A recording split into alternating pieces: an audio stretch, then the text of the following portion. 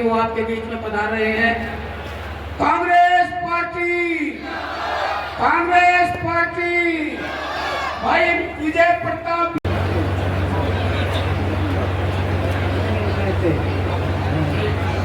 हाथ लगवाया फोटो ले जा।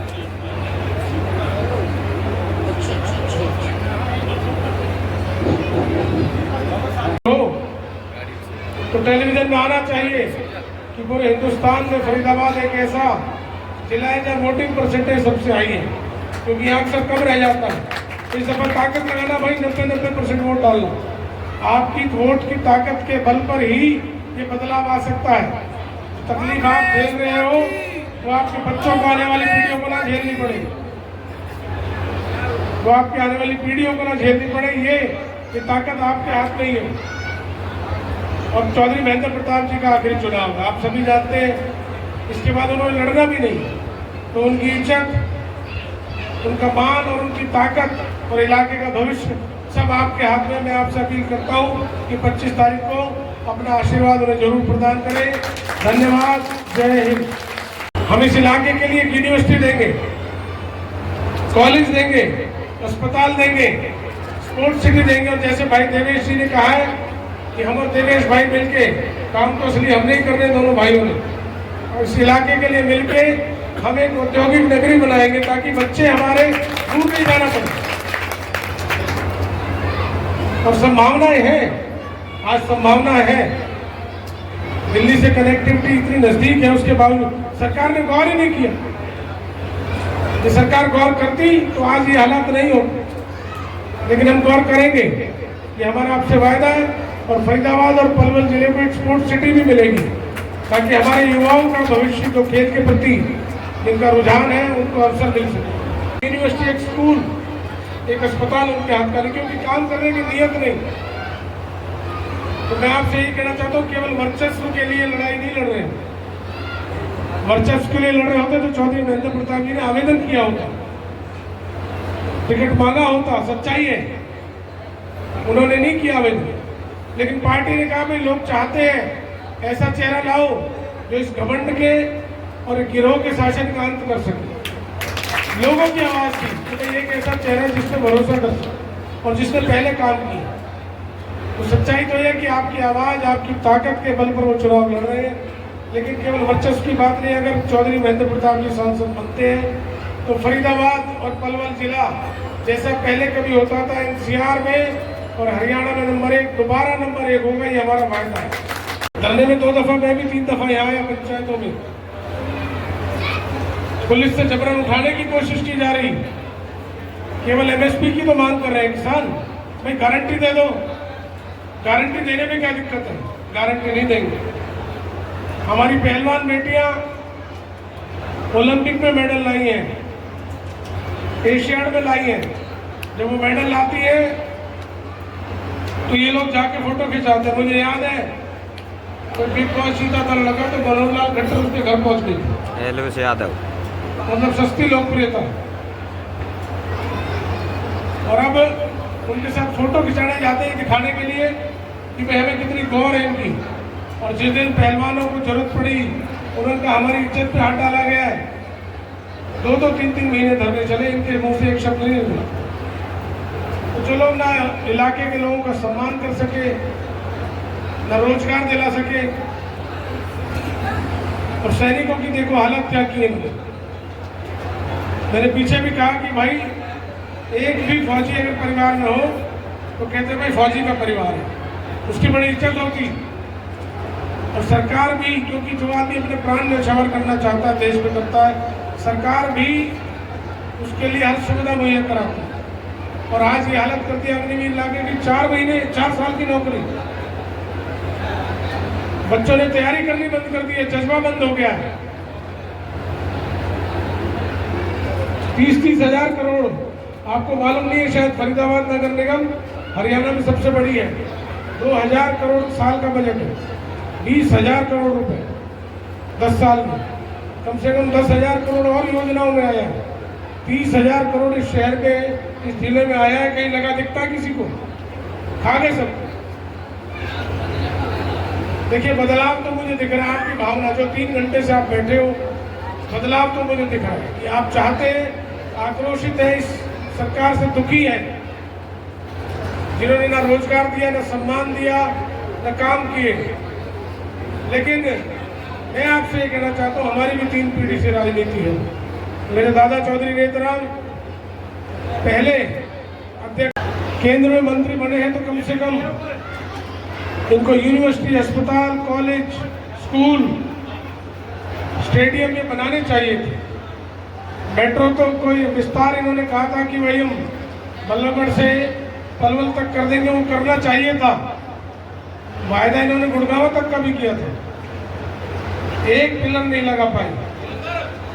मैंने सुना यहाँ कॉलेज भी एक पिगोड़ू की तरफ आया था, उसको भी नहीं रोक पाए।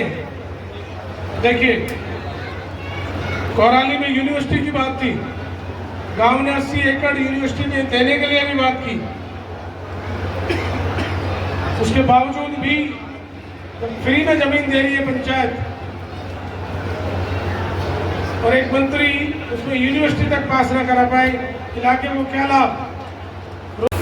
मुझे और देवेश भाई को कहने में कोई गुरेज नहीं कि समय आएगा तो आपके इस इंतजार का जो है ना, हम बड़ी सौगात देकर इसी और हालांकि सच्चाई है, हर गांव में ही हालत हो रही है। तो हम सोच रहे हैं कि हमें इस इलाके के लिए कुछ ज़्यादा ही करना पड़ेगा। 2-3 घंटे इंतजार कर रहे हैं लोग। देखिए, देवेश भाई ने तकरीबन सभी विषयों में कहा, मैंने पहले भी कहा कि वो बड़े प्रखर वक्ता है, पर भाई साहब इतने प्रखर वक्ता है कि जो बाद में बोलता है उसके लिए कुछ छोड़ते भी नहीं है। कुछ ना कुछ उसी बात में से बात निकालनी पड़ेगी।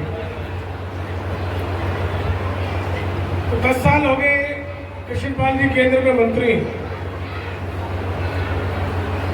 मेरे ख्याल से ज्यादातर लोगों ने उनको चुनाव के अतिरिक्त कहीं कभी देखा भी नहीं होगा, और पूरे जिले में ये हाल है। यहाँ तो आने में फिर भी देरी लगती है, जहाँ वो रहते हैं फरीदाबाद आसपास की कॉलोनी में, सेक्टर्स में, कभी भी लोग कहते हुए देखा नहीं, आते नहीं। और ऐसा नहीं है कि वो शुरू से ही ऐसे थे, पहले आना जाना उनको खूब था, नरमाई भी बहुत थी।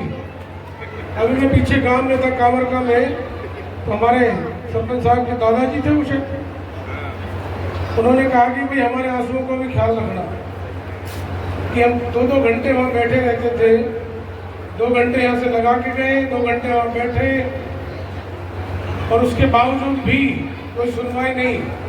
कोई हमारे पीए से मिल लो, रिश्तेदार से मिल लो, ये हालत। तो बोले हमारे दिल में दर्द ज़्यादा इस बात का है कि जिस आदमी को हमने इतनी बड़ी ताकत दी, लोगों की ताकत के बल पे ही तो केंद्र में मंत्री बने, वो हार जाते तो क्या, कहाँ से बनते। और उस आदमी ने हमारा इतना अपमान किया, और ये केवल एक गांव, एक कस्बे की बात नहीं है, तमाम जगह यही हालात है। तो सबसे पहली बात तो सम्मान है। जो नेता अपने क्षेत्र के लोगों को सम्मान न दे पाए, जिनकी बदौलत वो बना है, मैं समझता हूँ उससे बुरी कोई बात किसी राजनेता के लिए नहीं हो सकती। आजाद भारत के इतिहास में कृषि उपकरणों पर टैक्स लगाने का किसी ने काम किया तो वो नरेंद्र मोदी जी ने किया। आजाद भारत के इतिहास में कपड़े पे अगर टैक्स लगाने की कंपनियां जिनके सारे सैंपल फेल हो गए थे, उनसे चंदा लेकर उनके सैंपल पास कराए गए। और जिस कंपनी ने कोविशील्ड कोरोना वैक्सीन बनाई, आज हरियाणा बेरोजगारी में देश में नंबर 1 पर है। आज हरियाणा में 2 लाख से ज्यादा सरकारी पद खाली हैं। कौशल रोजगार निगम की स्थापना की है सरकार ने। सरकारी नौकरियों को खत्म करने का ये एक षड्यंत्र है। इसके तहत टेम्परेरी नौकरी मिलती है, परमानेंट नहीं मिलती, तनख्वाहें आधी हो गई हैं। ये अग्निवीर योजना लेकर आए, उसकी कोई आवश्यकता नहीं थी। हमारी जो देश की सेना है पूरी दुनिया में अपने पराक्रम और शौर्य के लिए उसे जाना जाता है, लेकिन ये आर्मी की बिना मंजूरी के नरेंद्र मोदी जी अग्निवीर योजना लेकर आए। 4 साल का रोजगार है, 4 साल बाद रिटायर हो जाओगे, फिर से आप बेरोजगार हो जाओगे। किसी प्रकार की कोई सहूलियत नहीं है। 6 महीने की ट्रेनिंग है, बॉर्डर पे खड़ा कर देंगे। ये हमारे युवाओं के साथ, हमारी देश की सुरक्षा के साथ ये एक बहुत बड़ा खिलवाड़ है। आप लोगों के अंदर देखने को मिला। आपका ये जोश और उत्साह देखकर ये बात मैं पूरे विश्वास के साथ कह सकता हूं कि आने वाले चुनावों में चौधरी महेंद्र प्रताप जी यहाँ से भारी मतों से यहाँ से विजयी होने वाले हैं। सभी विरोधियों की आप जमानत जब्त करने जा रहे हो। साथियों, आने वाली 25 तारीख को आप अपने मत का प्रयोग करोगे। आप न केवल अपने इलाके का बल्कि आप पूरे देश का भविष्य तय करने जा रहे हो। सरदारों, ये कोई आम चुनाव नहीं है, ये बहुत महत्वपूर्ण चुनाव है, क्योंकि ये चुनाव ये तय करेगा लोकतंत्र में विश्वास करने वाले लोग सत्ता में आते हैं या लोकतंत्र के विरोधी लोग सत्ता में आते हैं। जिन लोगों के वंशजों ने संविधान का निर्माण किया, जिन्होंने संविधान को जो सर्वोपरि मानते हैं, वो लोग सत्ता में आते हैं या वो लोग जिन्होंने संविधान का विरोध किया, आजादी के समय से ही उसका विरोध किया, संविधान की प्रीतियां जलाने का काम करा और सभी जो संवैधानिक मर्यादा है, संस्थाएं हैं, उन सभी को तार करने का काम किया, क्या वो लोग सत्ता में आते हैं? जिन लोगों ने देश की आजादी में हिस्सा लिया, देश के लिए सर्वोच्च बलिदान दिया, देश की एकता और अखंडता को बनाए रखने के लिए अपने प्राणों की आहुति जिन्होंने दी, देश को एकता के सूत्र में पिरोने का काम किया, वो लोग सत्ता में आते हैं या वो लोग जिन्होंने आजादी की लड़ाई में किसी प्रकार का कोई हिस्सा नहीं लिया, जो अंग्रेजों के पिट्ठू थे, अंग्रेजों के मुखबिर थे, जिन्होंने भाई से भाई को लड़वाने का काम किया, जाति और धर्म के नाम पर नफरत के बीज बोने का काम किया, जिन सांप्रदायिक ताकतों ने हमारे देश का विभाजन किया, क्या वो लोग सत्ता में आते हैं? एक तरफ वो लोग हैं जो किसान, गरीब, मजदूर, शोषित, वंचित, दलित, सर्वहारा वर्ग को उनको विकास की मुख्य धारा से जोड़कर उन्हें आत्मनिर्भर बनाना चाहते हैं, क्या वो लोग सत्ता में आते हैं? या वो लोग जो आज चंद उद्योगपतियों के हाथ की कठपुतली बन चुके हैं, जो सारी आज नीतियां और उद्योगपतियों को ध्यान में रखते हुए बनाई जा रही है, देश का सारा धन संसाधन आज उनके हाथों में दे दिया गया है। किसी गरीब किसान मजदूर का किसी का कोई एक पैसा इस सरकार ने माफ नहीं किया, लेकिन उन उद्योगपतियों के 16 लाख करोड़ का कर्ज माफ करने का इस सरकार ने किया, क्या वो लोग सत्ता में आते हैं? साथियों, आपने देखा होगा पहले अरविंद केजरीवाल जी को इन्होंने अरेस्ट किया चुनाव डिक्लेयर होते ही। इससे पहले झारखंड के मुख्यमंत्री को भी इन्होंने अरेस्ट किया था। कांग्रेस के सारे खाते इन्होंने सीज करने का काम किया। और अब मैं आपको बताना चाहूंगा कि सूरत के गुजरात में इनके एक प्रत्याशी को निर्विरोध सांसद चुन लिया गया है। आज पंचायत का भी चुनाव होता है, तो पंचायत का चुनाव होता है, सरपंच भी निर्विरोध नहीं चुना जाता, लेकिन एक सांसद का चुनाव जो एक क्षेत्र में 20 लाख से ज्यादा वोट होती है, 20 लाख से ज्यादा वोटों में क्या कोई प्रत्याशी नहीं मिला जो उसके खिलाफ लड़ सकता था? प्रत्याशी तो खड़े हुए थे, लेकिन उन्हें डरा धमका के बंद कर दिया गया, उन्हें बिठा दिया गया। साथियों, ये एक ट्रेलर है, ट्रेलर। अगर 2024 में अगर ये लोग सत्ता में आ गए तो चुनाव तो होंगे देश में, लेकिन वो सिर्फ एक खाना पूर्ति के लिए होंगे। जैसे रशिया में, नॉर्थ कोरिया में होता है, चुनाव तो होते हैं लेकिन कोई उम्मीदवार नहीं होता, डरा धमका के बिठा दिया जाता है, कोई नहीं बैठता तो रास्ते से हटा दिया जाता है। इस प्रकार का लोकतंत्र आज हमारे देश में बनाना चाह रहे हैं। बरकरार रखना।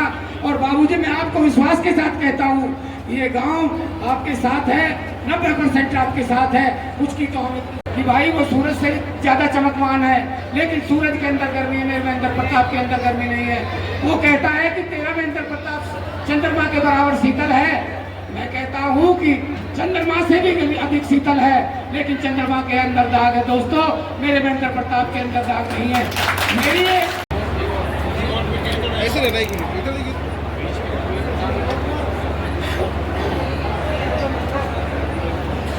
अगली जो टीम है वो मंजूर जी आए, मंजूर, और ये हमारे शीतल चौधरी इलाके के गणमान्य व्यक्ति हैं, उनको पगड़ी बांधकर स्वागत करेंगे।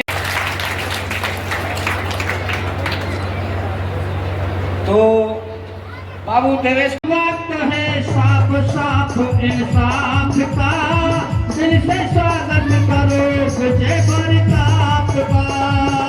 वक्त है साफ साफ। देवेश चमकते हुए सितारे 1100 रुपए से हमारी पार्टी का सम्मान कर रहे हैं। धन्यवाद जी।